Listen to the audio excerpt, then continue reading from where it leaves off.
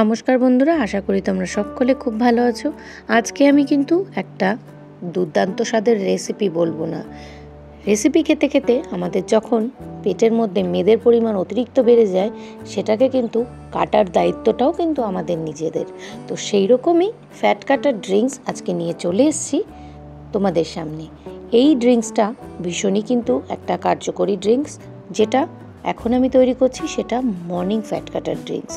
এই ফ্যাট কাটার ড্রিঙ্কসটা যারা weight loss জার্নিতে আছো বা এমনিও যারা সামান্য ওজন কমাতে চাও বা বডিটাকে শেপ রাখতে চাও, তারা কিন্তু অবশ্যই এই ড্রিঙ্কসটা কিন্তু অ্যাপ্লাই করতেই পারো সকালবেলা খালি পেটে।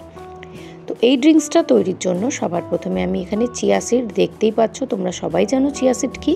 তো সেটাকে আমি আগের দিন রাতে কিন্তু জল দিয়ে ভিজিয়ে রেখেছি। তো 2 চামচ মতন চিয়া সিড নিয়ে আমি ভিজিয়ে রেখেছিলাম। তো ভেজানোর পর জিনিসটা কিন্তু একদম থকথকে টাইপের একটা কনসিস্টেন্সিতে চলে আসে।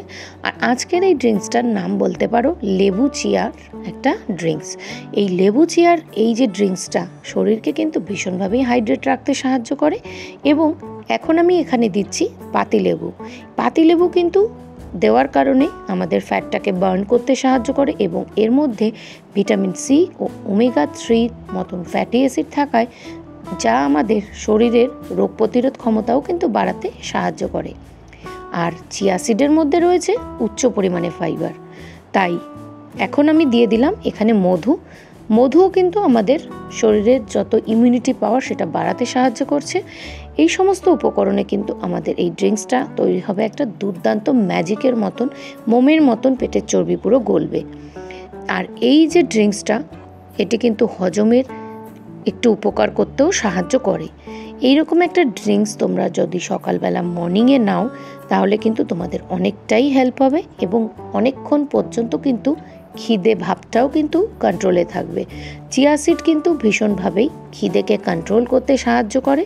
আর লেবু জলে যদি চিয়া সিড মিশিয়ে খাওয়া হয়, তাহলে কিন্তু সেটা দ্রুত ওজন কমাতেও সাহায্য করে এবং কনস্টিপেশনের প্রবলেমও কিন্তু সলভ হয়ে যায়।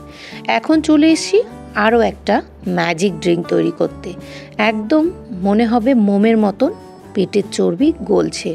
তো দেখো, এখন আমি 2 গ্লাস মতন কিন্তু জল নিয়ে নিয়েছি আর নিয়ে নিয়েছি পাতিলেবু। পাতিলেবুটাকে আমি এখানে 3টে স্লাইস নিয়ে নিয়েছি। পুরো গোটা পাতিলেবুটাও তোমরা নিতে পারো।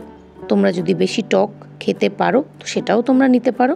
তো আমি 3 পিস মতন এখানে নিয়ে নিয়েছি পাতিলেবু। আর আমি এখানে দিয়ে দেব 2 চামচ মতন আদা।